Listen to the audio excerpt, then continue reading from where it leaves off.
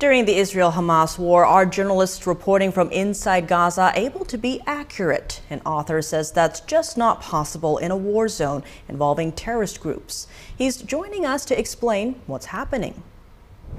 Lee Smith, thank you so much for joining us. Great to have you back on the show. Thank you for having me on today. As the Israel-Hamas war continues, there's a growing focus on media's role. Now, you wrote a piece titled, "Let's Talk About Reporting in War Zones." Tell us about that. What was the controversy that you found? Well, this was several years ago, and this is when the Israelis hit a building in Gaza where the AP had an office, and the AP was saying, quite dishonestly, saying, "Oh no, we had no idea that Hamas had an office there." And in fact, everyone knew that Hamas had an office there.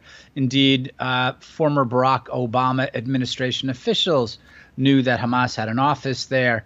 So therefore, Joe Biden officials did too. So when Joe Biden officials complained to Prime Minister Benjamin Netanyahu about hitting a building with an office full of journalists in it, they knew exactly what was going on.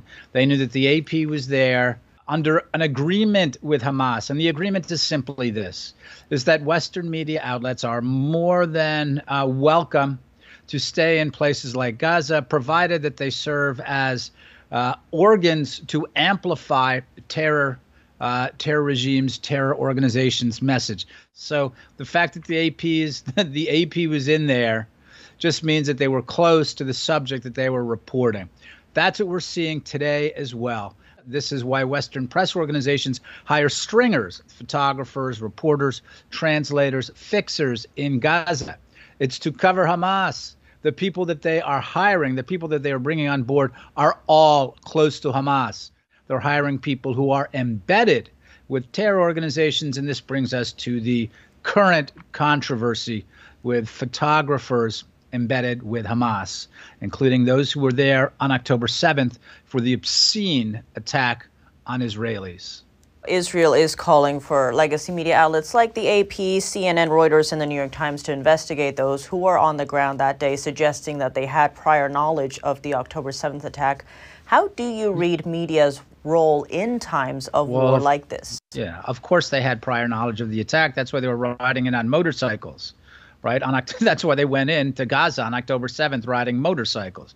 So did they have prior knowledge of the attack 6 minutes before, 6 hours before, 6 days before? I don't have any idea, and I assume that's one of the things. We're not going to get this from a press investigation. We'll get this as the government of Israel starts to interrogate prisoners that it's taking in Gaza, whether these are actual Hamas fighters or in some cases whether these are so-called photojournalists. So there is no question that that they knew in advance of what was going on because they went in with them.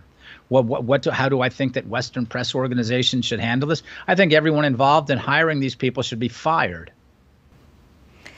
On that note, Israel's statement goes on to call these journalists, quote, accomplices in crimes against humanity. Now, that is a serious allegation there. 100% correct. 100% correct. Now, the New York Times has fired back, defending their photojournalist, saying that he was not present or working that day on October 7th, saying he went on to do good work for them, adding that these statements from Israel are, quote, untrue and outrageous. How does the media maintain credibility in times like this when the public is getting conflicting statements? They have no credibility anymore. This is the enormous problem. Look, we've seen this problem going on, and the New York Times has a lot of nerve making this statement. When there was a huge controversy, and I believe it was 2006, with the Israel-Hezbollah war, the second Lebanon war, the Israelis call it, and the Times photographers staged a war crime. Right, when as part of the photojournalism series, they staged a war crime in the middle of a Lebanese city. But the Times knows what it's done in the past, and the Times knows what it's doing now. And this is one of the reasons, again, why people distrust the media, because they're lying through their teeth. Given the history of the AP bureau in Gaza and Hamas, how do journalists balance getting the story, being on the ground there, versus reporting what a terrorist organization like Hamas wants the world to hear? I think the idea of getting the story is much less important than compromising journalistic values to serve, again, as a propaganda amplifier for terrorist organizations. Look, I saw this up close. I lived in Lebanon for several years.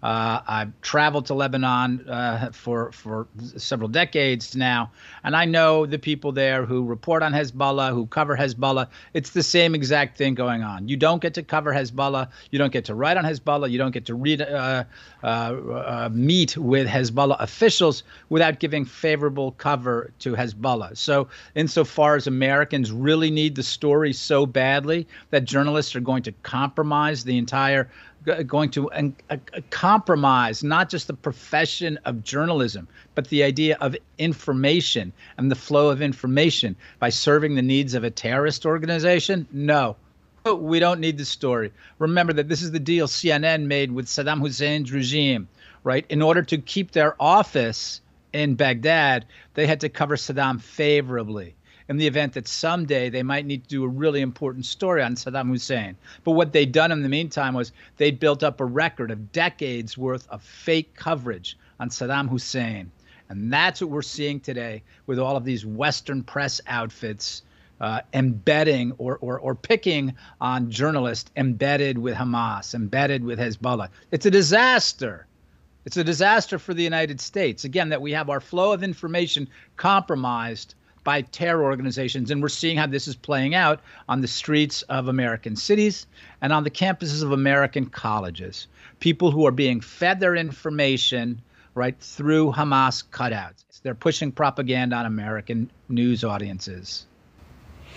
Lee Smith, thank you so much for your time. Thank you.